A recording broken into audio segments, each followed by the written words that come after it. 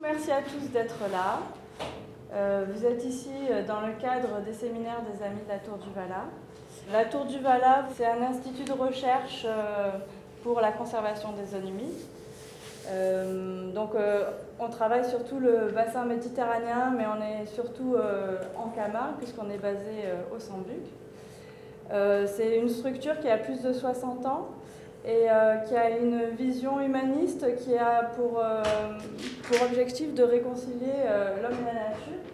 Et donc, il y a quelques années, plusieurs personnes clés des Amis de la Tour du Valat ont décidé de créer une association, donc des Amis, pour justement rassembler à la fois toutes les personnes qui ont qui sont passées par la Tour, donc scientifiques, partenaires et autres, qui puissent encore faire partie de l'aventure Tour du Valat, mais aussi ouvrir l'esprit et les valeurs de la Tour du Valat à un public plus large. Donc le domaine du Petit Saint-Jean, c'est une propriété qui est assez grande, qui fait 100 hectares, qui est donc vraiment entre Aigues-Mortes et le pont de Silvéréal. Vous voyez la petite carte là-haut. Vous retrouverez l'ensemble des détails un peu sur cette plaquette-là. C'est un domaine donc, qui a été légué à la Fondation dans les années 80, à la mort du propriétaire qui était un architecte sur Montpellier et qui a acquis ce domaine dans les années 60. Il y a développé notamment une activité viticole, mais assez rapidement, il a ouvert ses portes aux scientifiques, notamment à l'époque, c'était les gens qui travaillaient au CNRS à Montpellier et qui venaient sur ce domaine-là pour faire notamment des inventaires floristiques et aussi des travaux sur notamment les pins pignons. Voilà. C'est un domaine qui est divisé en 3 grandes unités. Donc une grande pinède à pin-pignon qui fait 40 hectares, plus de 40 hectares. Au sud, je vous montrerai une carte un peu plus tard, plus détaillée, une trentaine d'hectares de milieux de zones humides, qui est en fait le corps de notre métier. Hein, et c'est, je pense, à ce titre-là qu'il en a fait don à la Tour du Valat. Et puis ce qui est intéressant, c'est qu'au milieu du domaine, il y a une petite trentaine d'hectares de zones qui avaient été déboisées, arasées, nivelées et mis en culture par le passé. Je suis un peu troublé parce que ce n'est pas tout à fait la version finale que j'avais préparée, mais ce n'est pas grave. En fait, c'est un domaine qui, au final, nous a été légué dans les années 80. Et il y a eu 30 ans de contentieux juridiques assez lourds pour qu'on récupère le bien qu'en 2012. Donc pendant ces 30 ans, en fait, l'ensemble du terrain s'est dégradé, aussi bien au niveau des infrastructures hydrauliques et surtout du bâtiment. Le domaine a, lui, été fortement surpâturé, sachant que c'est des éleveurs qui étaient mitoyens au domaine, qui se sont succédés sur cette propriété. Et du coup, les scientifiques ni le propriétaire, la Tour du Valat, n'a jamais eu accès pendant ces 30 ans au site. Donc quand on est arrivé en 2012 sur le domaine, on a découvert un peu la propriété, on en a commencé à faire un peu un inventaire détaillé. Et du coup, on s'est posé la question comment on allait valoriser ce domaine-là, sachant que c'est quelque chose qui se rajoute à la propriété de la Tour du Valat. En Camargue, on est déjà propriétaire de 2500 hectares. Donc c'est un vaste domaine sur lequel on teste des gestions, et notamment par la gestion de l'eau et le contrôle du pastoralisme. Là, en fait, la direction, n'ayant pas connaissance des potentialités du domaine, a demandé simplement aux salariés qu'est-ce que vous aimeriez développer sur cette propriété-là. Et donc, on est plusieurs à avoir proposé un projet orienté autour de la valorisation des espaces, des friches agricoles, pour générer suffisamment de ressources qui permettraient à terme de gérer aussi l'espace naturel mitoyen constitué des zones humides, mais aussi de la pinède. Donc pendant 2 ans, en fait, on a rassemblé un peu différents acteurs locaux et toute une batterie de scientifiques C'est un projet qu'on avait soumis à la Fondation de France et pour lequel on a donc été aidé financièrement pour justement regrouper en fait tous ces partenaires que vous voyez en bas pour définir un projet agricole un peu innovant. Voilà. Innovant puisque en fait il va bien au-delà d'un simple domaine agricole en agriculture biologique. Et l'idée, en fait, c'était effectivement d'avoir des pratiques effectivement respectueuses de l'environnement, de la biodiversité du domaine, mais aussi de mettre en place un certain nombre de tableaux de bord. On est habitué à faire des suivis sur les domaines, et là, en fait, les suivis, c'est quelque chose qu'on n'a pas forcément encore développé, parce qu'actuellement, dans le corps du sujet, on met en place les cultures. C'est un projet qui est très, très jeune, mais à terme, en fait, l'ensemble des résultats devra être mutualisé et transféré, puisqu'en fait, on veut vraiment ouvrir le site à des étudiants, à des chercheurs, à des agriculteurs du territoire, voilà, pour en faire un domaine un peu vitrine. Pourquoi on a proposé aussi ce domaine? Je vous rappelle, c'était en 2012, donc actuellement, dans les médias, on parle énormément d'agroécologie. Hein. Il y a eu le salon d'agriculture, je pense qu'à chaque fois qu'on allumait la radio ou la télé, on parlait d'agroécologie. Nous, c'est quelque chose qui nous a semblé intéressant pour justement proposer sur le territoire des formules et des pistes de transition vers une agriculture moins intensive. Justement, quand on voit un peu actuellement, c'est un domaine qui est en crise au même titre que l'activité industrielle. Je ne vais pas lister tous les méfaits et tous les problèmes que rencontre actuellement l'agriculture, mais il y a une crise énergétique, il y a une crise qui induit une crise climatique, derrière une crise financière, il y a une crise sociétale également. Il y a, par rapport au traitement et aux intrants qu'on administre à haute dose, il y a aussi une érosion de la biodiversité qui est énorme, vous l'avez peut-être entendu, mais en l'espace de 15 ans, sur certains milieux, sur certaines cultures, il y a un tiers des oiseaux qui ne sont pas forcément rares, mais les oiseaux communs qui ont disparu. Il y a aussi une étude allemande qui a montré que 80% des insectes avaient disparu également ces dernières décennies, et en plus, ça, c'est avéré dans des milieux qui ne sont pas des milieux agricoles, donc qui ne sont pas forcément traités au même titre que les milieux agricoles. Voilà. Donc c'est vrai qu'il y a un phénomène de crise, et on aimerait bien apporter notre petite pierre à proposer des alternatives aux agriculteurs et au monde agricole du territoire. On s'est donné comme principe quand même de rentrer sur cette activité-là en respectant trois principes. C'est un, de travailler sur tout ce qui est économie d'eau. On a beau être alimenté par le Rhône, on est, vous verrez, sur des milieux avec des contraintes très très fortes par rapport au climat, par rapport à la nature du sol. Donc effectivement, on peut faire plein de choses sur ce domaine-là, à condition d'y apporter de l'eau, mais on ne veut pas rentrer dans des systèmes utilisant beaucoup d'intrants, plastiques, beaucoup d'eau. Donc on va plutôt aller vers des cultures adaptées au niveau local. On aimerait bien, et ce n'est pas toujours facile, mais limiter le recours systématique aux énergies fossiles. C'est pour ça que vous avez des chevaux qui travaillent un peu sur le domaine, aussi bien dans les parties agricoles que dans les parties naturelles. Et puis, l'idée, c'est quand même d'avoir des résultats et d'être performant en termes agricoles, tout en s'appuyant justement sur les services que peut nous rendre la biodiversité, aussi bien agricole que naturelle. Agricole, c'est la biodiversité que j'appelle qui est induite par l'activité agricole elle-même. Simplement, il y a 2 ans ou 3 ans, on n'avait pas encore de perdrix. Actuellement, dans les vignes, il y a des perdrix, donc c'est quelque chose qui a été amené, enfin qui a été favorable à ces oiseaux-là.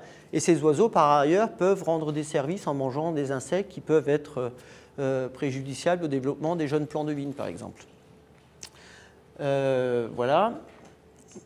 S'il vous plaît, je pourrais avoir la définition de intrant. Les intrants, c'est tout ce qu'on apporte aux cultures pour qu'elles se développent.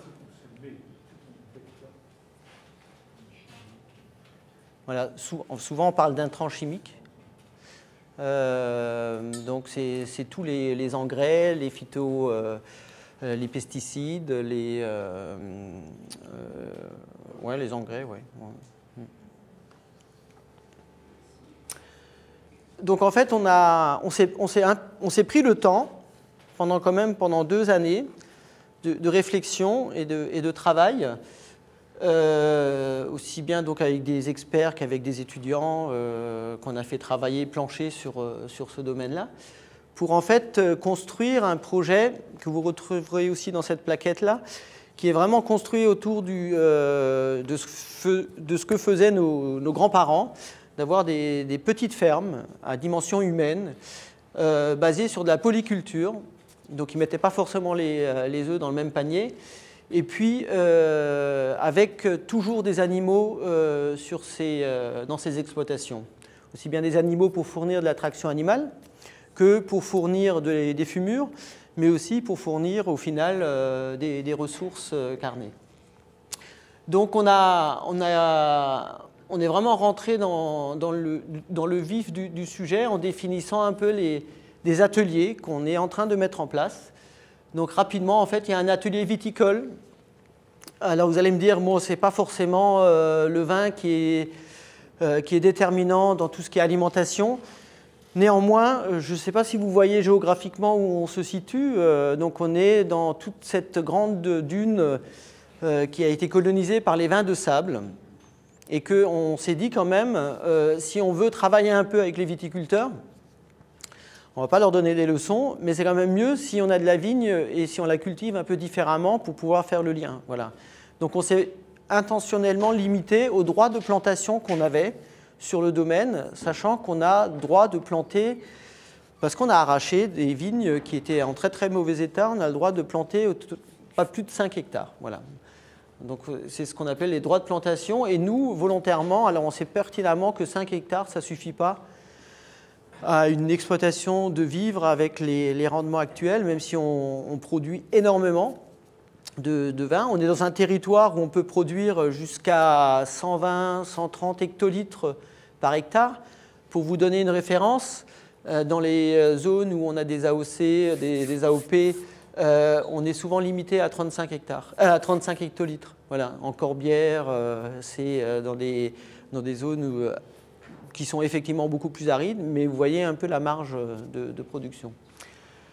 Donc on a validé un petit projet viticole sur 5 hectares, qui n'est pas uniquement orienté sur la production de vin, parce qu'on fait aussi du jus certaines années.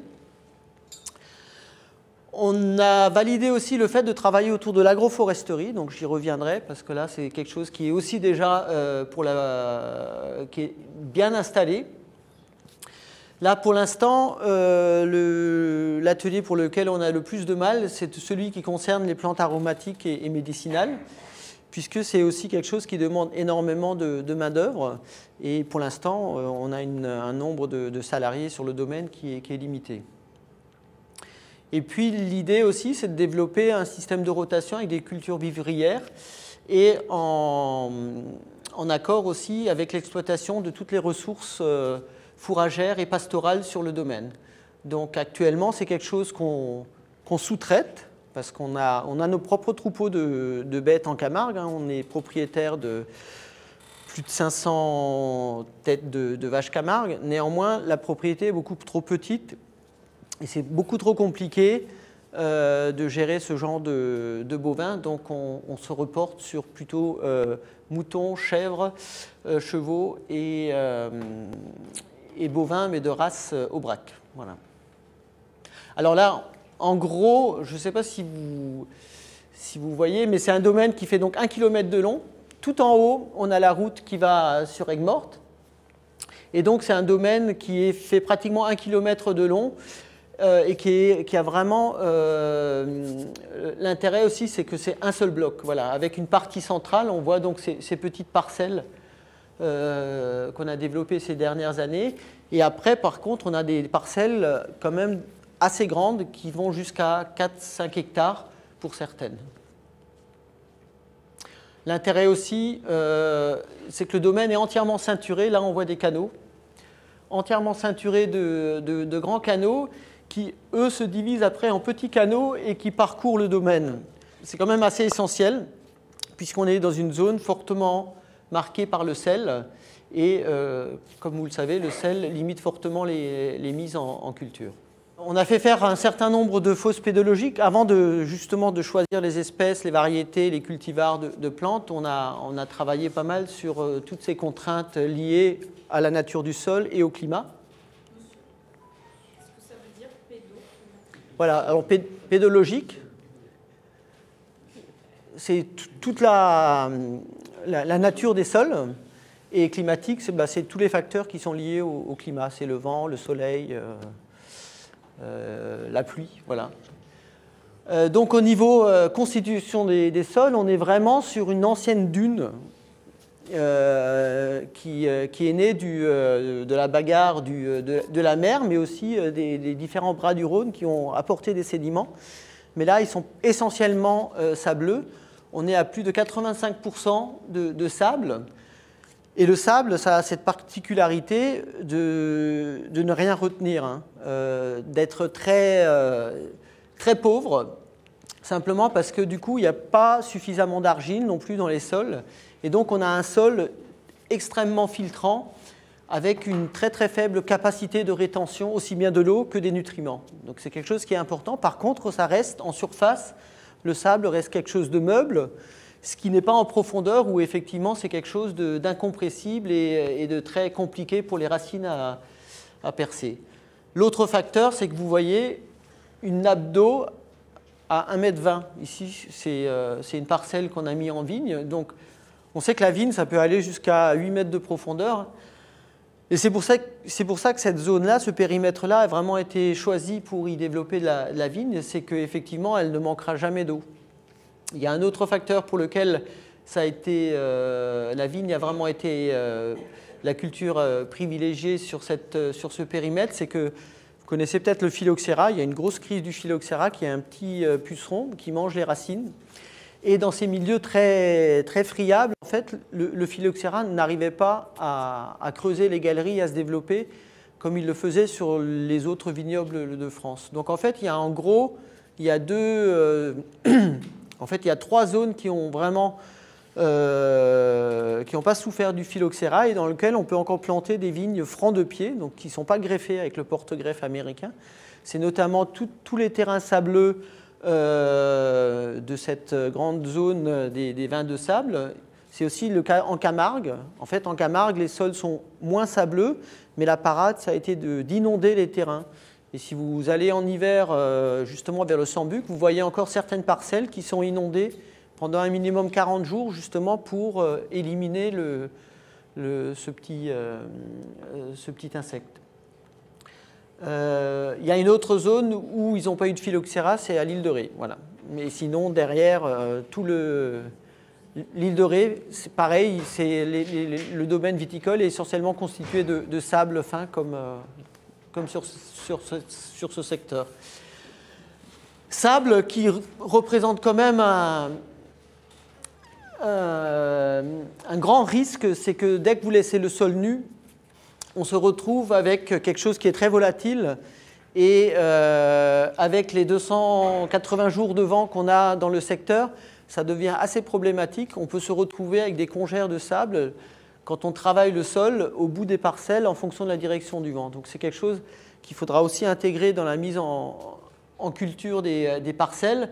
Et la parade, c'est notamment de laisser le sol enherbé au maximum et pratiquement de façon permanente pendant les cultures. Un autre facteur, qui est illustré ici, c'est potentiellement le sel, puisqu'en fait ces milieux sont quand même très littoraux, hein, et on a des nappes salées qui rivalisent notamment avec les nappes superficielles qui sont plutôt douces. Et quand ces nappes douces disparaissent, on a des remontées capillaires de sel et ça peut stériliser la végétation à tel point que dans des milieux comme ça, qui sont des milieux naturels, où on ne gère pas forcément l'eau, on a des proportions de sol nu qui peuvent avoisiner plus de 50%, comme sur cette illustration. Une autre contrainte, donc j'ai cité le vent, l'ensoleillement. On est quand même dans une zone effectivement où il n'y a pas beaucoup de nuages, notamment liés au vent aussi. Hein, donc, et ça jouera vraiment un rôle plus tard dans la mise en place aussi des cultures où on va plutôt favoriser des espèces qui profitent de l'ombre, puisque derrière, on va faire de l'agroforesterie, on va remettre de l'arbre au milieu des systèmes, et notamment l'arbre permet de limiter l'ensoleillement et de limiter du coup aussi l'évapotranspiration. Je vous ai mis aussi un petit graphique simplement sur ces 2 dernières années, le régime des pluies, des précipitations. Là aussi, pour rappeler en fait le climat méditerranéen, c'est quelque chose qui est caractérisé par deux phénomènes. Déjà, un caractère d'imprévisibilité. Actuellement, on parle tous effectivement de changement climatique. Alors c'est vrai que sur 2 ans, il ne faut pas tirer les moyennes, mais c'est vrai que l'année dernière, on a eu une année extrêmement pluvieuse par rapport à l'année précédente qui était très très sèche. Et ça, c'est assez compliqué à gérer, notamment quand on est dans une phase de plantation de vignes qui demande quand même de l'eau pour se développer.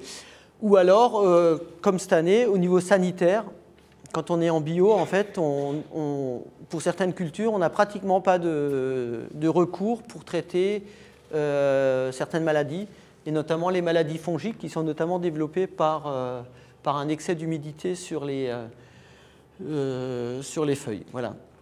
Donc ça, c'est l'ensemble des paramètres dont il faut tenir compte avant de sélectionner et qui nous ont permis justement, en les identifiant correctement, qui nous ont permis d'orienter les cultures sur le domaine.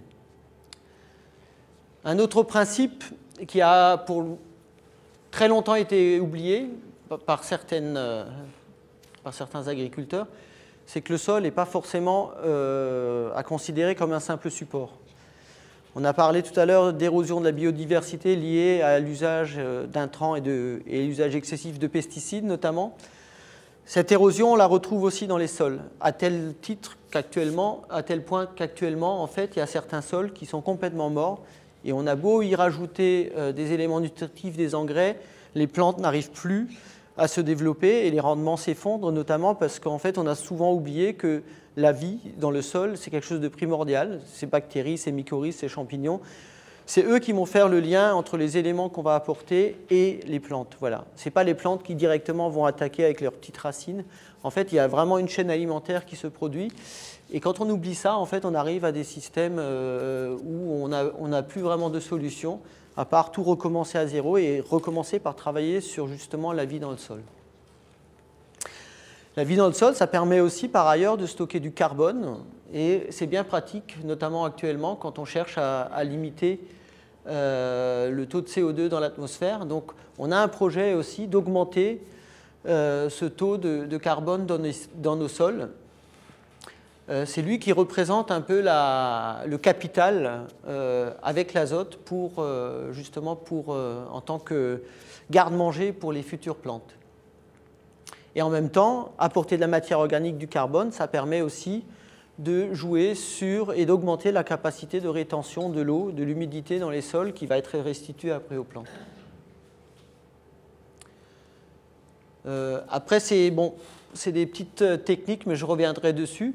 Donc pour protéger ce sol, comme je vous l'ai dit, on va mettre en place plusieurs techniques qui, pour l'instant, en fait, sont loin d'être généralisées sur les autres exploitations.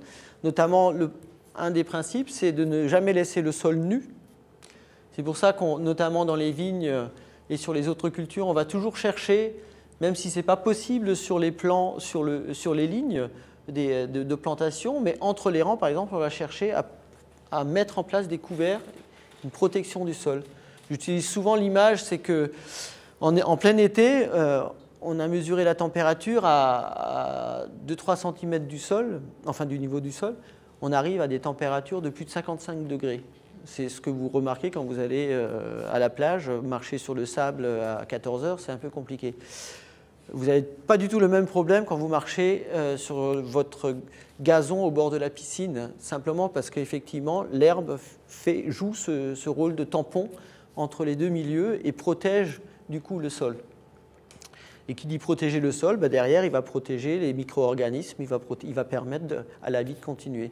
Quand vous faites une coupe sur des milieux sableux en plein été, les invertébrés fuient la chaleur et se concentrent en profondeur, alors qu'ils sont utiles en surface. C'est là où ils vont dégrader les matières, ce que vous allez leur apporter, pour ensuite le restituer aux plantes.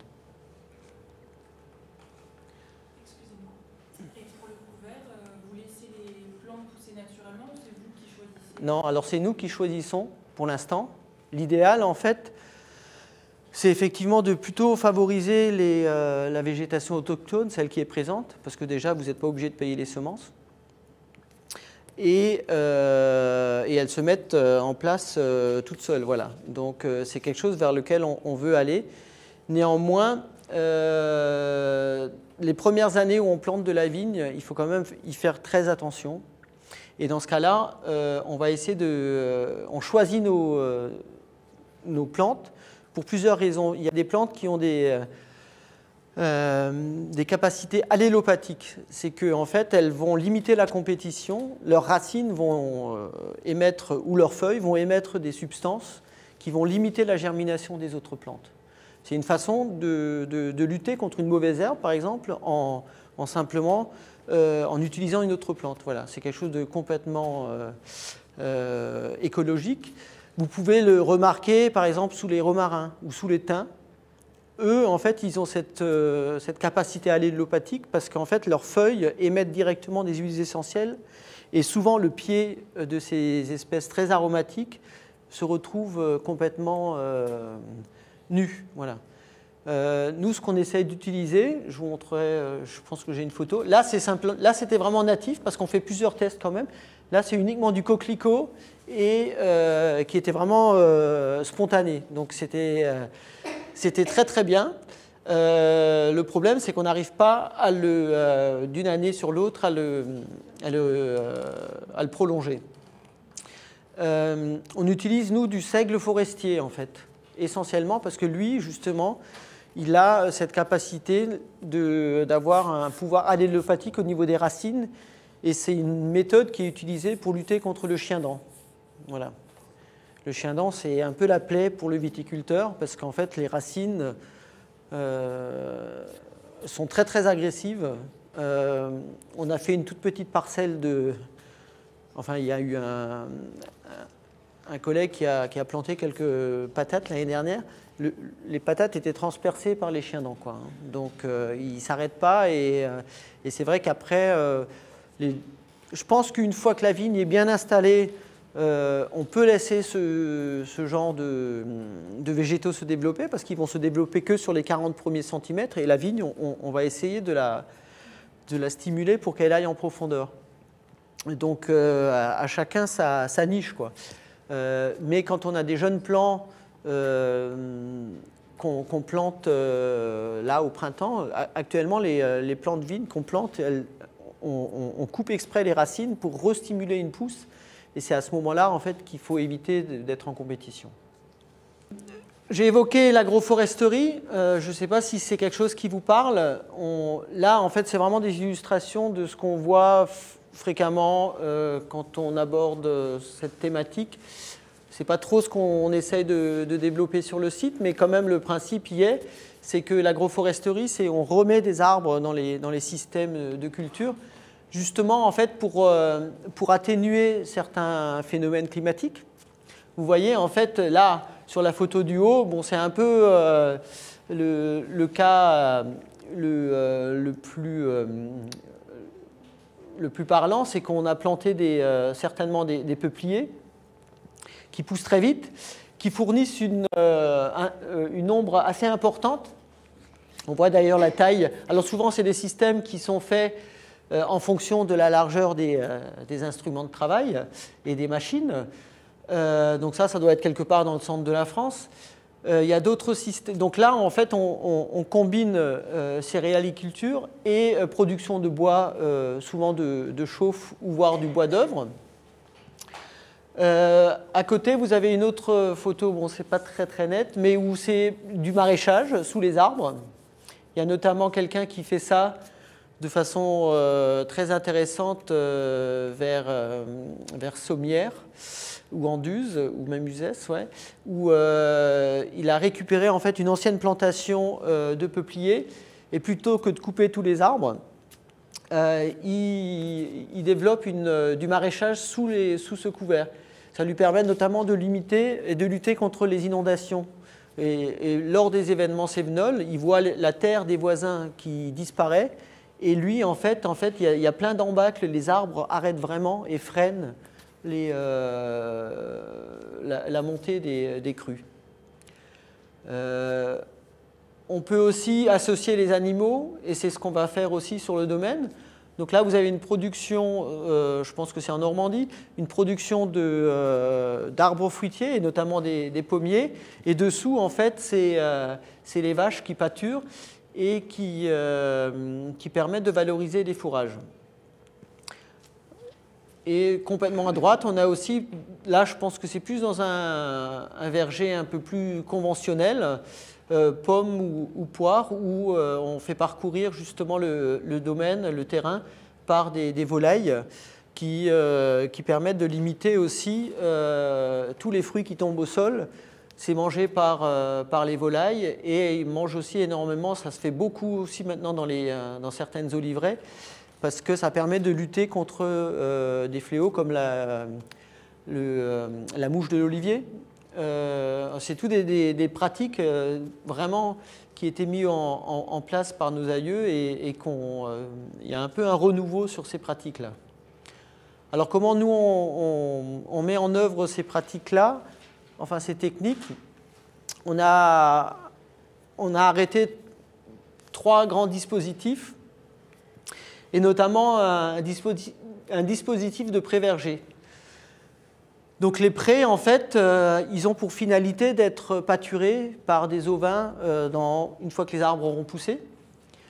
Vous pouvez actuellement les admirer, parce que si vous allez à Aigues-Mortes, justement, c'est la seule propriété où vous verrez des amandiers en mélange avec des oliviers, des pistachiers qui sont pour l'instant pas reconnaissables, mais il y a aussi de la grenade et du plaque minier. L'intérêt de toutes ces cultures, excepté l'amande, c'est qu'elles viennent à fruit et à maturité en début d'automne et d'hiver. Donc pour nous, en fait, qui sommes actuellement accaparés par la vigne, dont les vendanges se pratiquent de plus en plus tôt, on s'est dit que ce serait effectivement intéressant d'avoir des choses qui arrivent à maturité bien après, pour libérer un peu et donner du temps aux personnes qui travaillent sur le domaine. L'intérêt aussi de toutes ces espèces-là, c'est qu'elles tolèrent à minima un peu de sel dans le sol. Et qu'elles sont aussi adaptées au sol calcaire. Ça, j'ai oublié de le mettre dans les paramètres physico-chimiques, c'est qu'on est sur des alluvions essentiellement liées au Rhône, et du coup quelque chose de très très calcaire. Ce qui, dans certaines mesures, peut vraiment poser des problèmes notamment, vous connaissez peut-être tous les chloroses qu'on observe sur certains arbres, et notamment les citronniers, les agrumes. C'est simplement quand vous les plantez sur un sol qui est calcaire, c'est que le calcaire fixe beaucoup d'éléments et les rend donc inassimilables par les plantes, et notamment c'est le cas du fer. Et le fer, en fait, c'est un composant essentiel de la chlorophylle. C'est pour ça que vos citronniers, quand vous les arrosez avec de l'eau du robinet, deviennent tout jaunes, et c'est assez compliqué à rattraper. Voilà. Donc ça, c'est un facteur supplémentaire sur le domaine, c'est qu'on a été obligé d'adapter les porte-greffes des plantes qu'on met sur le domaine à des zones très très calcaires, et ça n'existe pas pour toutes les essences et pour toutes les variétés qu'on a mis. Donc l'idée, c'est à terme d'avoir effectivement des vergers avec des arbres plutôt de haute tige. Et donc on a mis en place 2 parcelles de 2 hectares chacune, qui sont le long de la route et que vous pouvez voir actuellement en passant à côté en voiture. Et là aussi, on a essayé d'apporter, de faire quelque chose d'assez innovant, c'est de mélanger les espèces entre elles. Actuellement, vous voyez des grands vergers de plusieurs hectares, une seule complètement monospécifique, ils sont bien beaux, bien reconnaissables parce que c'est souvent les pêchers qui sont en très très rose ou les abricotiers qui sont plutôt rose clair. Là, on est vraiment en fait sur deux profils d'agencement qui est illustré par les petits schémas du haut. Dans le premier, en fait, où on est par des... En fait, l'idée, c'était d'apporter le maximum d'hétérogénéité dans les vergers, d'avoir deux modalités et de pouvoir comparer ça à terme et de voir si ça change quelque chose au niveau des maladies, de la diffusion des ravageurs. On est pratiquement persuadé qu'en apportant le maximum d'hétérogénéité, on va limiter la pression des ravageurs et la diffusion des maladies. Là, ce qui a été compliqué, notamment dans le cas à droite, c'est qu'on a vraiment mélangé les arbres sur une même ligne, mais qu'il y a le pistachier et l'olivier, ça a besoin aussi de pollinisateurs. Donc il a fallu en plus tenir compte du sens du vent dominant pour mettre ça en place. Et en plus, l'écartement entre les arbres n'est pas le même si vous traitez les grenades que l'olive ou la pistache. Pour la pistache, on a voulu être un peu précurseur. C'est un peu compliqué. Néanmoins, il y a quand même actuellement plusieurs producteurs qui se mettent à planter de façon abondante la pistache. Il y a vraiment quelque chose qui est en train de se passer. Pareil aussi au niveau de la grenade et du kaki. Vous connaissez peut-être Mas Dosan sur Arles, qui est un producteur de pommes essentiellement, mais qui va proposer beaucoup d'autres fruits. Il en a mis en place aussi quelques hectares de chaque, et il va planter de la pistache cette année ou l'année prochaine. Pour l'amande, on a été séduit parce qu'il y a un renouveau quand même de l'amande actuellement dans la confiserie. Donc c'est des choses qui sont faciles à accueillir et à transformer. Donc actuellement, pour l'instant, les animaux sont interdits dans ces systèmes-là parce qu'on a quand même une ou deux chèvres de temps en temps qui sautent la clôture et qui, vu que c'est des jeunes arbres, nous abîment l'écorce. Et donc, mais à terme, on va essayer de s'orienter effectivement sur une race qui ne lève pas trop la tête pour éviter qu'elle mange les premiers rameaux. Et ça sera des systèmes qui devraient être pâturés. Pour l'instant, on fait simplement des coupes annuelles de foin. Et puis la particularité aussi, ce que j'ai évoqué tout à l'heure, c'est qu'on a un traitement vraiment, une attention particulière pour chaque arbre. Chaque arbre, en fait, on a, vous devinez bien sûr le tuyau du goutte à goutte. Pour le goutte à goutte, en fait, on a opté aussi pour quelque chose qui est relativement compliqué, mais qui fonctionne au final. On a mis en place une pompe solaire. Une pompe solaire qui fonctionne donc au fil du rayonnement solaire la journée. Donc actuellement, elle ne fonctionne pas parce que les arbres n'ont pas besoin d'eau. Par contre, elle fonctionne vraiment de façon efficace l'été. Et donc on arrose chaque... là, on a près de 450 arbres. Et chaque clos est arrosé donc une fois par semaine. Pour la petite comparaison, nous, on leur donne à peu près 30 litres d'eau par semaine. Les vergers d'abricotiers dans les costières de Nîmes, c'est 150 litres par jour. Voilà. C'est pour ça aussi, quand vous achetez un abricot qui vient de ce genre d'exploitation, vous trouvez qu'il manque un peu de goût ou qu'il est un peu rempli d'eau, mais c'est normal parce qu'en fait, on est dans un système complètement productiviste, alors que là, en fait, c'est une culture qui va pas forcément produire chaque année, mais une fois sur deux, ça sera peut-être une de ces espèces-là, mais chaque année, ça devra apporter quelque chose en plus que l'activité viticole elle-même. Pour compenser quand même le peu d'eau qu'on leur donne, parce que là aussi, en fait, on leur donne peu d'eau pour endurcir les arbres, pour leur permettre de réagir et d'aller chercher l'eau le plus loin possible. Néanmoins, les premières années, il faut quand même les nourrir à un minimum et leur donner un peu d'eau. Donc on a opté pour ce système. Par contre, qu'on complémente avec un apport de... donc là, ce qu'on appelle un paillage. Et nous, le paillage, en fait, on essaye de le faire sur site pour éviter de l'acheter. Et donc l'ensemble, on le verra tout à l'heure par image, que l'ensemble des broyats, alors soit c'est de la récup de foin, comme on l'a fait cette année, de la paille de foin, soit c'est du broyat qui est issu des arbres qu'on transforme sur la propriété. Donc c'est un vrai travail, et généralement donc on travaille beaucoup avec les lycées agricoles et les maisons familiales et rurales pour mettre en place et pour renouveler chaque année ces paillages qui sont quand même assez compliqués à mettre en place, puisqu'il faut enlever les tuyaux d'arrosage, il faut enlever un peu l'herbe et puis on recharge activement. Ce qui est intéressant, c'est que ça conserve vraiment l'humidité. Et là, après 3 ans, on voit quand même que le sol en dessous, il y a des vers de terre, il y a des colamboles, enfin il y a vraiment une activité biologique qu'il n'y avait pas forcément avant, quoi. Excusez-moi, une question. Sur les essences d'arbres que vous avez implantées, est-ce que vous avez tenu compte du processus à moyen long terme du dérèglement climatique pour leur adaptabilité au milieu? Alors en fait, toutes ces espèces-là sont strictement méditerranéennes. Voilà. Donc déjà, on n'est pas sur même la pistache, elle est abondante en Iran, Turquie, où on est déjà sur des seuils de température un peu plus élevés. La grenade, c'est pareil. Le premier producteur de grenade actuellement, c'est la Turquie. C'est compliqué de trouver de la grenade bio, mais l'Espagne se met aussi, actuellement beaucoup de grenades, les jus proviennent essentiellement de Turquie et les grenades que vous achetez entières proviennent pour la plupart d'Espagne. L'olive, c'est effectivement c'est assez compliqué. C'est une essence strictement méditerranéenne.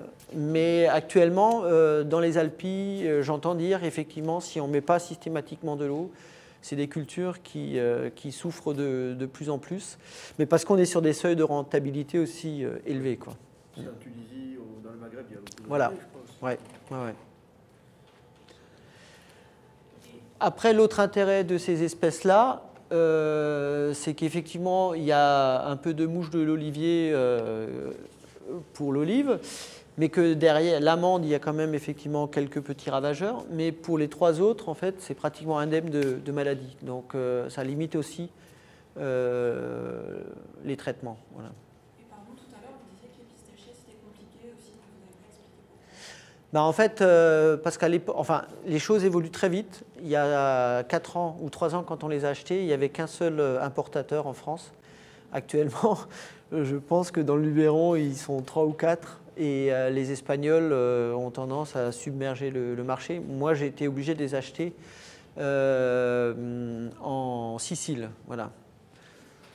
Donc, et c'est des arbres qui sont très très chers parce que la greffe est compliquée.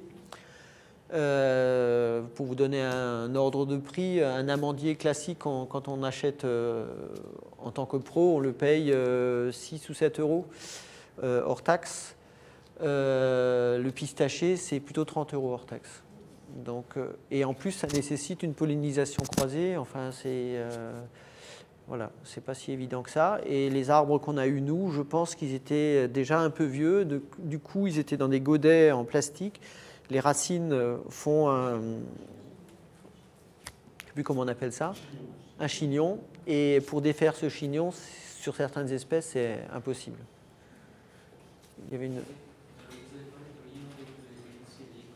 Oui. Alors en fait, c'est vrai qu'on reçoit énormément d'étudiants à la Tour du Valat. On a vraiment sympathisé et développé un partenariat assez important avec une maison familiale et rurale qui est en Isère, qui s'occupe essentiellement de former des jeunes sur le métier de foresterie, voilà, débardage, coupe et voilà. Il se trouve que pendant toute leur scolarité, ils sont pratiquement en intempérie, donc ils adorent venir dans le sud de la France en hiver et au printemps, quand il ne pleut pas, pour nous faire des travaux. Voilà. Donc alors pour l'instant, donc moi sur la propriété, je l'ai fait venir pratiquement donc 15 jours chaque année. Et après, on développe, j'essaie de développer un peu du partenariat avec le lycée agricole de Rodilhan. Donc on a des étudiants, mais plutôt ponctuels. Avec les lycées agricoles, c'est un peu plus compliqué parce qu'ils ont souvent leur propre exploitation où les élèves pratiquent. Et donc, c'est vrai, ça les intéresse bien de faire des études, mais de là à faire des interventions régulières, c'est un peu plus compliqué. Alors là, on a 3 photos. Bon, ce qui est intéressant quand même, c'est qu'effectivement, sur les rangs d'arbres, vous voyez, ce n'est pas fauché. Là aussi, en fait, on va conserver une activité biologique assez importante, et notamment une grande diversité au niveau des fleurs. Donc en été, en fait, vous avez sur le domaine actuellement des rangées de fleurs, et ça correspond aux zones qui sont non fauchées.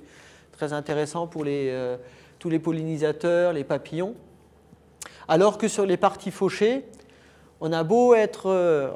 bon, les foins, on les sous-traite. En fait, on vend l'herbe sur pied, donc c'est un prestataire qui vient, qui coupe l'herbe, qui fane et qui prend la récolte, sachant qu'effectivement, nous, ça nous simplifie la vente par après. Mais c'est moyennement satisfaisant parce que derrière, il y a une exportation de matière. Voilà. Et l'idée quand même, à terme, c'est de fonctionner vraiment, si on veut vraiment faire fermer la boucle, c'est qu'effectivement, il y a le maximum de matière qui se recycle sur la propriété, d'où l'intérêt d'avoir à terme un troupeau qui puisse effectivement valoriser ces prairies et éventuellement le foin et que ça reste sur la propriété.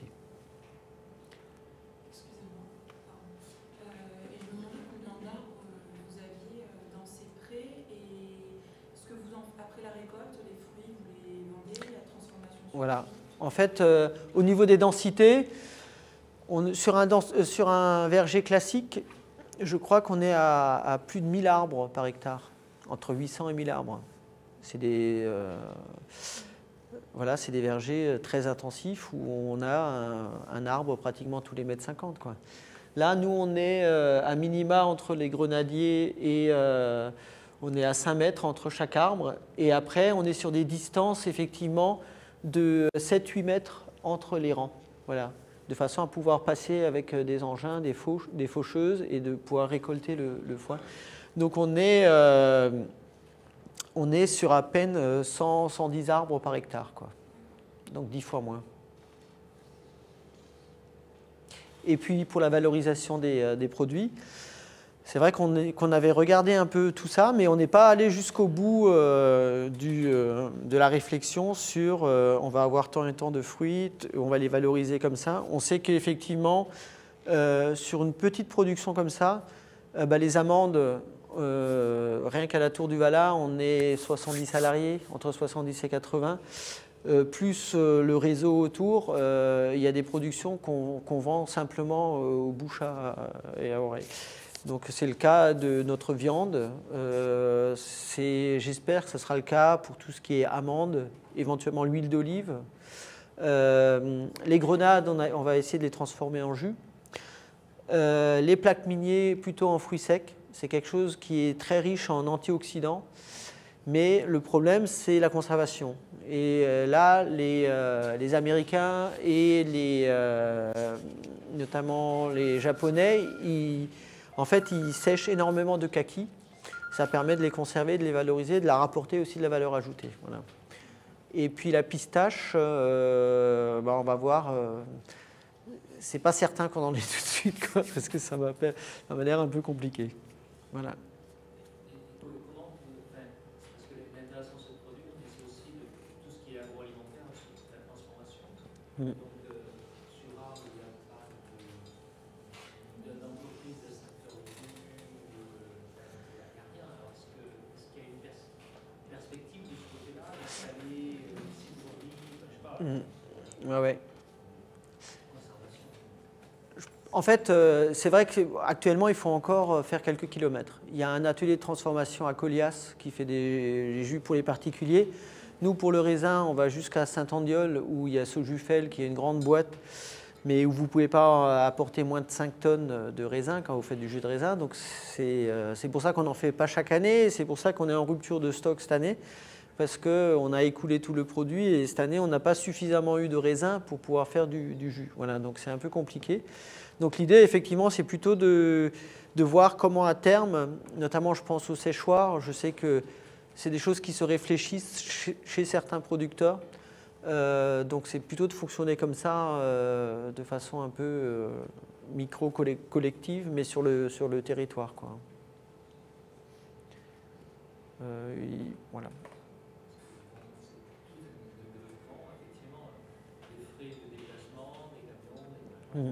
Ouais, c'est compliqué. Hein. Non, non, non. Bon, pour l'huile d'olive, il n'y a aucun souci parce qu'il y a suffisamment de moulins au niveau local. La seule question, effectivement, c'est par rapport à la transformation des kakis. Donc, les amandes, comme il y a un renouveau de l'amande en Provence, là aussi, l'amande, ce qui est compliqué, actuellement, la plupart des producteurs envoient leur récolte en Italie, voire en Espagne, où ils cassent. Et ils récoltent les amandes, voilà. Mais donc c'est un peu, si vraiment on va jusqu'au bout il vaut mieux les acheter en coque et de les casser soi-même, voilà. C'est un peu plus long. Oui, je suis un peu bavard. En termes d'agroforesterie, donc le premier module qu'on a mis en place, c'est les prés-vergers.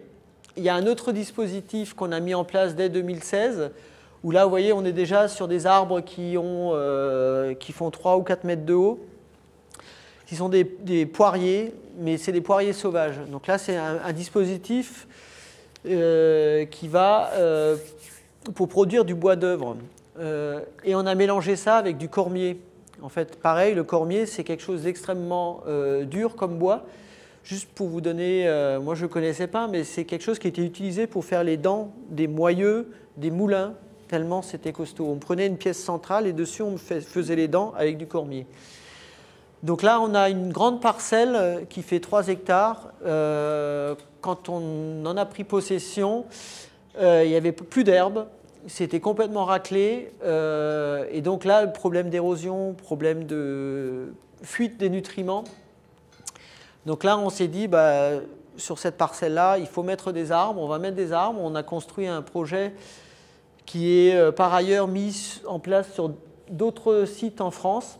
Et donc, on va pouvoir comparer un peu la croissance des arbres. C'est vraiment un dispositif expérimental. Et on applique un peu la même protection des arbres que pour le verger. Voilà, mais ce n'est pas sans difficulté. Notamment, vous voyez qu'on a mis des perchoirs pour les rapaces, simplement parce que les rapaces aiment bien se percher sur les arbres, et quand c'est sur des jeunes arbres comme ça, ils ont tendance à nous casser les cimes, et du coup, on perd une année. Le cas aussi, on a mis des protections, parce qu'on n'avait pas anticipé que les sangliers aiment bien les escargots qui montent le long des troncs, et donc une année, ils nous ont rabattu tous les arbres. On a l'impression que c'était des ours qui passaient. Et il y a vraiment eu beaucoup de casse, et c'est pour ça qu'on voit des arbres à plusieurs troncs maintenant. Donc là, il faut faire un travail de petit bûcheronnage pour former les arbres et qu'il n'y ait qu'un seul tronc. Je vous ai mis cette petite photo de vache aubrac qui mange des branches de saule.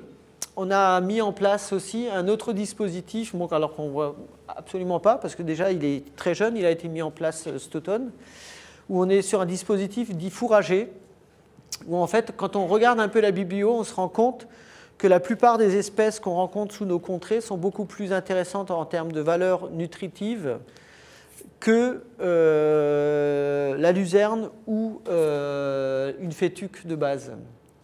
Donc c'est vraiment intéressant, et c'est quelque chose qu'on a aussi oublié, que les animaux adorent manger quelque chose qui est ligneux. Voilà.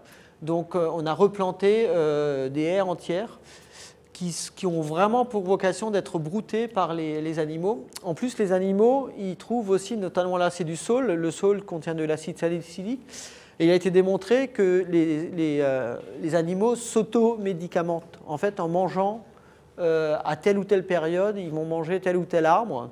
Donc c'est aussi très très intéressant. Il y a des essences qui sont vermifuges et du coup ça limite par ailleurs le soin apporté à certaines races ou à certains animaux. Là, contrairement à l'arbre qu'on va essayer de faire monter le plus haut possible pour avoir le tronc le plus joli, là c'est des espèces qu'on va recéper systématiquement. Si les vaches ne le font pas, c'est à nous de le faire pour avoir systématiquement des rejets et des tiges tendres que les animaux vont pouvoir manger sans problème et surtout ils auront un accès instantané. Et dans cette haie, on a mélangé aussi donc, ces arbres fourragers avec des plantes qui fixent l'azote du sol pour justement apporter quelque chose aussi aux cultures à côté. Bon, mais ça c'est un peu plus compliqué, sachant qu'il y a effectivement certains arbres qui sont des légumineuses qui ont le même pouvoir que la luzerne, qui sont des plantes qui vont fixer l'azote atmosphérique et une fois que vous les détruisez, en fait, elles vont relâcher au niveau de la racine cet azote et ça va pouvoir nourrir directement les plantes à proximité.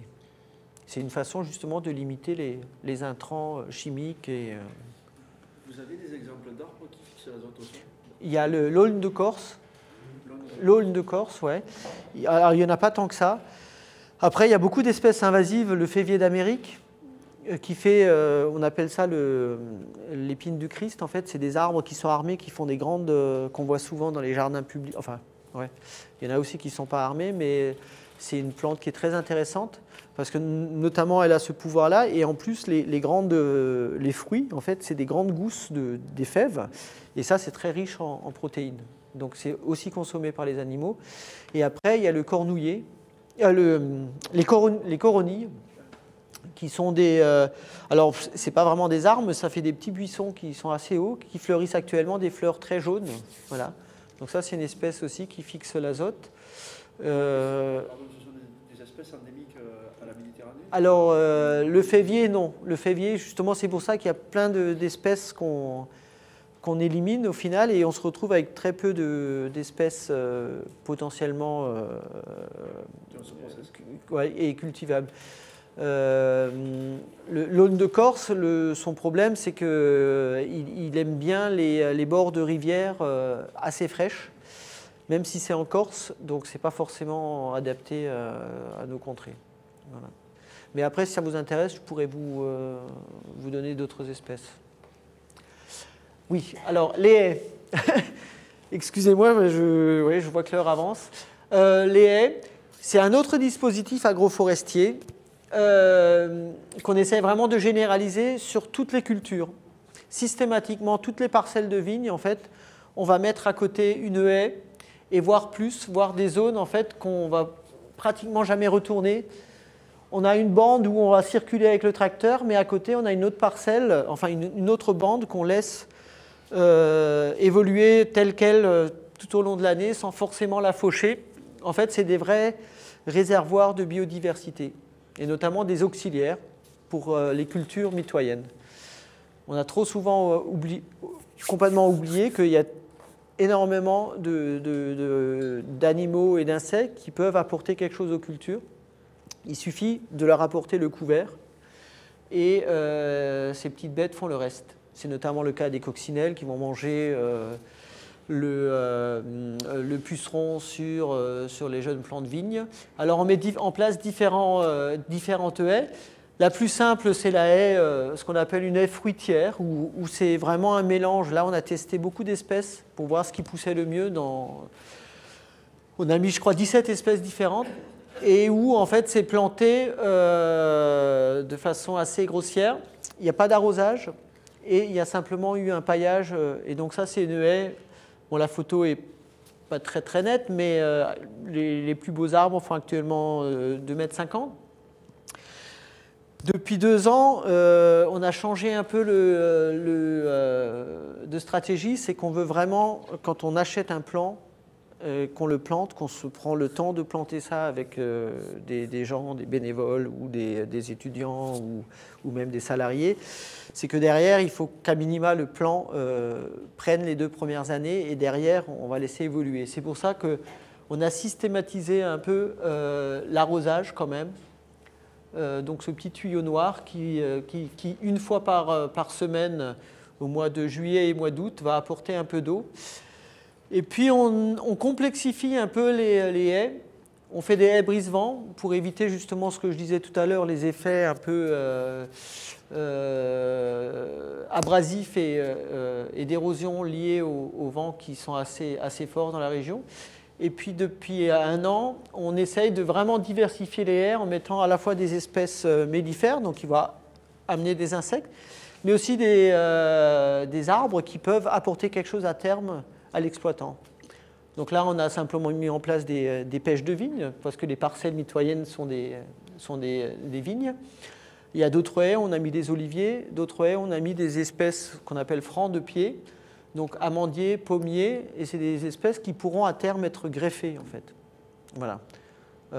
En fonction de notre volonté, on pourra, et notre capacité à entretenir tout ça, éventuellement greffer ces essences. Donc ça, c'est juste pour illustrer un peu la façon avec laquelle on travaille, de façon effectivement à optimiser la reprise des arbres. Et ça, c'est des arbres qui ont 1 an. Donc c'est des pêches de vigne qu'on a achetées avec des sions et qui maintenant font déjà plus d'1,50 m. Donc je vais continuer un peu. Pour l'atelier viticole, on a réfléchi aussi le système pour travailler notamment dans un contexte de réchauffement climatique où on n'est pratiquement que sur des cépages italiens, portugais, corses et espagnols, donc des cépages qui sont déjà habitués à une certaine rigueur de l'été. Et donc, comme je l'évoquais, on va systématiquement enherber le sol, donc pas forcément au niveau du rang, mais systématiquement au niveau du sol, de façon à pouvoir écraser ou broyer cette végétation. Et donc là, ça a été broyé, et là, en fait, on utilise ce qu'on appelle un rouleau faca, qui est un simple rouleau qui est tracté par un cheval, et c'est une technique qui est assez récente, où on va abîmer en fait le végétal. Simplement, c'est pour illustrer, quand vous coupez votre gazon, il a vraiment tendance à réagir et à repousser de façon beaucoup plus virulente. Quand vous roulez sur la végétation, vous abîmez en fait les fibres et la plante va essayer de cicatriser plutôt que de faire des pousses. Voilà. Et en faisant ça plusieurs fois, on arrive vraiment à créer ce qu'on appelle un mulch, un tapis, qui va justement protéger le sol contre les rayons du soleil, mais aussi contre l'érosion éolienne qui nous préoccupe particulièrement.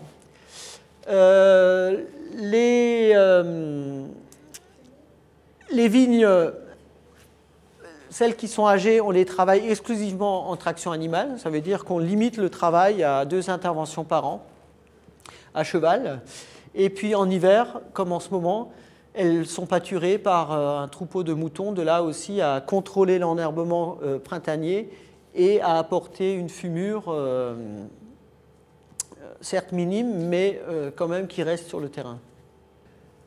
Sur le reste du domaine, donc, hormis les parties viticoles où effectivement on met des brebis, on a développé des partenariats avec des éleveurs de la région en attendant qu'on ait notre propre troupeau. Donc pour nous, c'est vraiment il y a un intérêt justement pour, notamment dans les milieux naturels, le mouton ou le cheval ou même les vaches, par leur effet d'herbivorie, vont permettre et vont maintenir les milieux ouverts et vont permettre à une mosaïque d'habitats de s'exprimer. On utilise les brebis, notamment dans les parcelles en bord de route, pour les faire débroussailler au maximum et pour limiter les risques d'incendie. Les chevaux, eux, sont plutôt dans la partie sud, dans la partie humide, qui convient de toute façon pas aux moutons, et ils entretiennent la mosaïque de milieux humides. Et puis les vaches, en fait, elles sont là vraiment très très ponctuellement. Elles sont là pour vraiment gérer les regains, donc toutes les repousses en automne qu'on ne va pas pouvoir forcément récolter. C'est géré par un troupeau de vaches au braque. On a choisi cette race parce qu'il y a un éleveur à proximité et aussi en fait un simple fil électrique permet de maintenir les bêtes dans des zones où on souhaite les cantonner. La bonne nouvelle donc avec les moutons, c'est qu'on a quand même un certain nombre d'espèces invasives sur le domaine et notamment une espèce que vous connaissez peut-être qui est l'ambroisie qui produit des pollens qui sont très allergènes. Et en fait, il est apparu que cette race de mouton, qui est une race qui aime bien les plantes assez ligneuses, la consomme sans faire de réaction. Donc c'est plutôt une bonne nouvelle. Et dans les endroits où elle est présente, on n'a pratiquement plus d'ambroisie. Donc à terme, ça pourra être valorisé. Je termine par... on essaie de garder un tout petit peu de temps pour faire quand même des suivis et certains tests. Les tests, ça concerne plus les cultures un peu qu'on souhaiterait innovantes et développées à terme. Vous reconnaissez peut-être la cacahuète. Donc ça, on l'a testé il y a 2 ans. C'est quelque chose qui vient très très bien dans les sols sableux. Il n'y a qu'un seul producteur en France, c'est dans les Landes.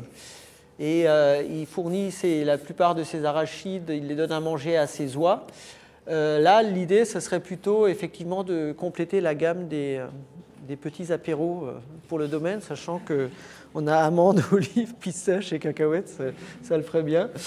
Voilà. Non, mais en fait, je pense que c'est vraiment une culture qui pourrait voir le jour. Là, on avait mis en place quelques rangs.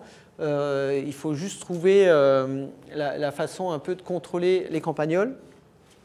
Donc une méthode écologique là aussi, c'est de mettre des pièges, des poteaux pour que les rapaces se perchent à proximité. Il y a aussi la coumarine qui est issue d'une plante, d'un cosmos, je crois. Et en fait qui est un anticoagulant et qui est consommé par... donc ça, mais bon, c'est un peu compliqué quand même à mettre en œuvre. Voilà. Donc on préfère mettre des perchoirs pour les rapaces qui vont à terme limiter les campagnols. Il y a une petite plante aussi qui est présente sur le site de façon naturelle et pour laquelle on a été approché par un laboratoire parce qu'en fait, ils n'ont pas de producteur en France de cette espèce-là. C'est la roquette des sables. C'est la première plante que vous voyez sur les laisses de mer quand vous vous promenez sur les plages de Bauduc. C'est cette roquette qui est assez une espèce crassulescente, très adaptée à ces milieux très compliqués et très secs et très chauds, et dans laquelle on peut extraire un principe actif dont j'ai oublié le nom, mais qui peut être valorisé. Voilà. Grasse, en fait, voilà, elle est adaptée à se développer dans comme les cactus, dans des endroits où il y a peu d'eau, avec un fort ensoleillement et il fait très chaud.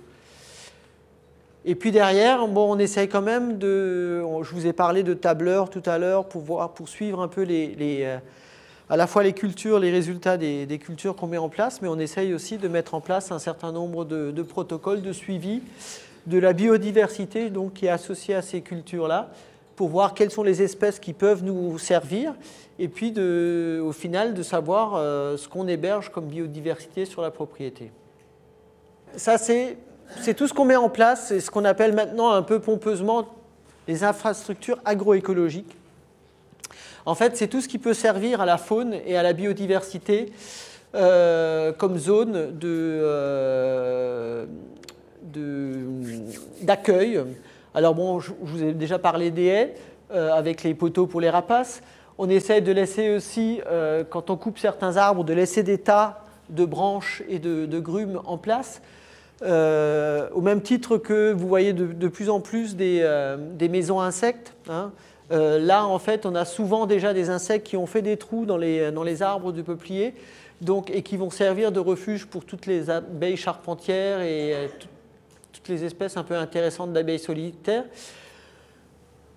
On met en place des grands couverts, des grandes zones où justement où on anticipe en fait une année avant, où on met en place un engrais vert. Donc cette plante-là, ici, dans ce cas-là, c'est de la moutarde. Cette moutarde est assez mellifère, donc elle va profiter à l'ensemble des insectes avoisinants. Et en même temps, la moutarde, elle se développe très rapidement sur le sable. Une fois qu'on veut mettre en culture, il suffit de la faucher et de la retourner et de l'incorporer au sol. Et très riche en azote, elle va restituer cet azote assez rapidement aux cultures qui vont suivre. On restaure des milieux comme cette ancienne mare qui a été condamnée dans les années 60, en fait, qui a servi de dépotoir. Donc c'est des choses qu'on fait progressivement aussi dans le cadre de stages et de chantiers collectifs. On essaye aussi de mettre en place une quantité de nichoirs adaptés aussi bien aux passereaux, parce que les passereaux sont quand même intéressants, les mésanges vont manger certaines chenilles, donc qui vont se développer sur la vigne. Mais on a longtemps sous-estimé le rôle des chauves-souris. Donc là, typiquement, c'est un nichoir à chauves-souris, à pipistrelle, et qui nous aide justement à limiter le ver de la grappe qui a les mêmes périodes de vol que les chauves-souris, donc crépuscule et tôt le matin.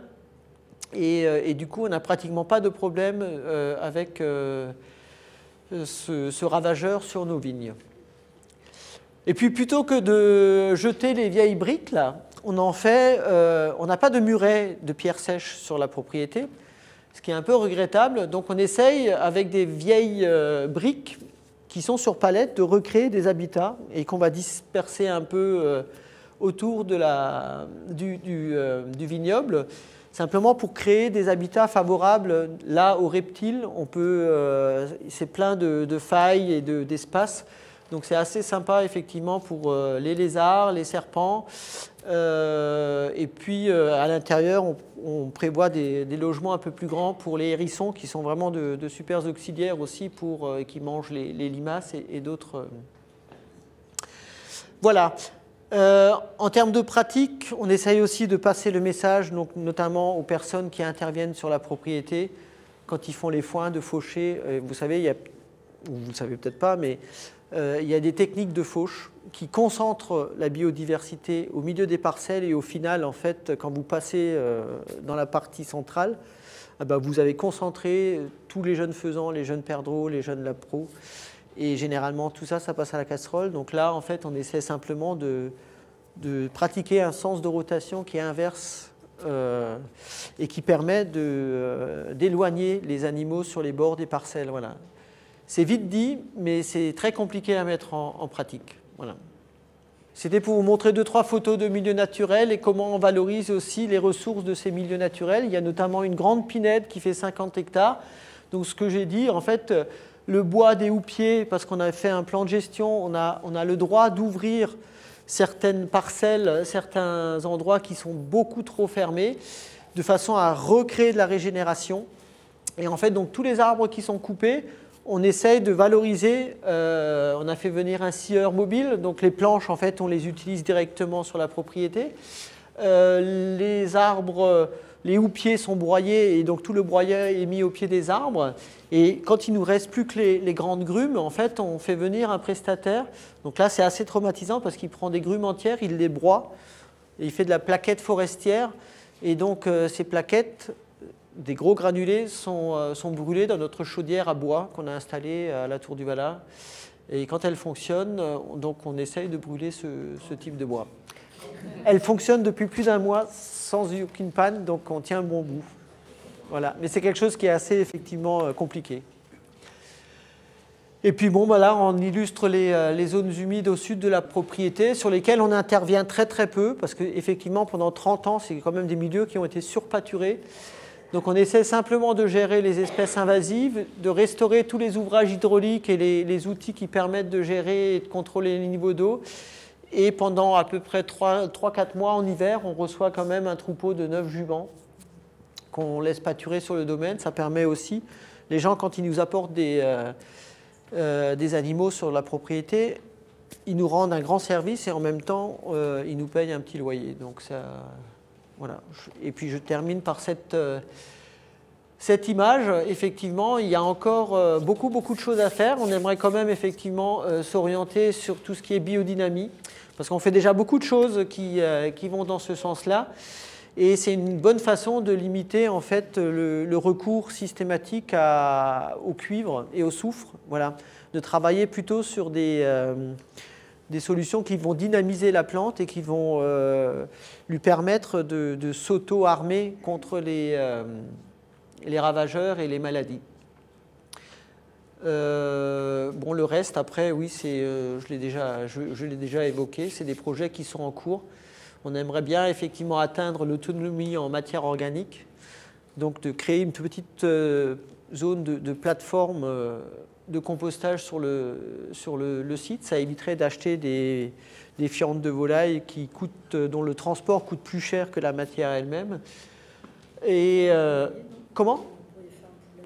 Oui, mais alors, je n'ai pas parlé de toute la biodiversité qu'on a sur le domaine, mais on a de la genette, on a de la fouine, on a du hibou grand-duc, et on a beaucoup de renards. Voilà. Donc, pour l'instant, le poulailler... non. Après, c'est quelque chose qu'on envisage par rapport, mais plutôt des volailles beaucoup plus grandes. Ça pourrait se faire avec des oies, voilà, qui sont moins... Mais c'est quand même une charge de travail importante parce que c'est des animaux qu'il faut rentrer pratiquement tous les soirs. Mais ça se fait quand même. Maintenant, il y a des poulaillers et des choses mobiles qui se déplacent de parcelle en parcelle. Et les animaux prennent leur habitude de rentrer. Voilà. Ouais. Oui, tout à fait. Ouais, ouais. Ouais. Ouais, ouais. Tout à fait. Et oui, oui, oui. Et du coup, je voulais quand même, bon, je ne suis pas du tout seul à faire tout ça, hein. Je voulais remercier l'ensemble des personnes qui m'aident à mettre en œuvre ce projet. Il y a à la fois effectivement des salariés de la Tour du Valat, il y a des gens qui sont présents ce soir, des gens qui font partie, soit des anciens salariés, soit des gens qui font partie de l'association.